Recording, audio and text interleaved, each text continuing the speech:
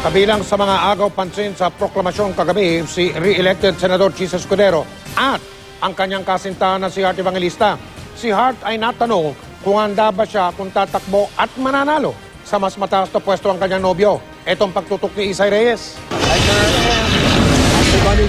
Parehong kulay puti ang kasuotan ng magkasintahang Hart Evangelista at re-elected Senator Cheese Escudero na magkasamang dumating sa Comelec Command Center sa PICC kagabi. Larawan ng supportive na girlfriend si Hart sa proklamasyon ng kanyang nobyong senador. Si Cheese naman tiniyak na hindi nawalay sa kanyang tabi ang nobya.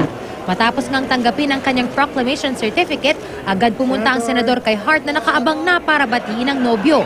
Hindi tuloy na iwasang kantsawan ng dalawa.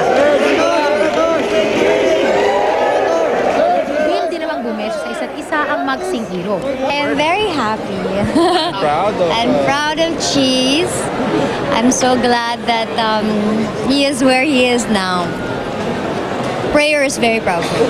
Natanong din ng aktres kung handa na ba siya sakaling tumakbo at magwagi sa mas mataas na pwesto ang nobyo. Hart, come 2016, are you ready to be the First Lady? Hindi ko po Layo iniisip naman, yan. Ang layo. Isay Reyes, nakatutok, 24 oras.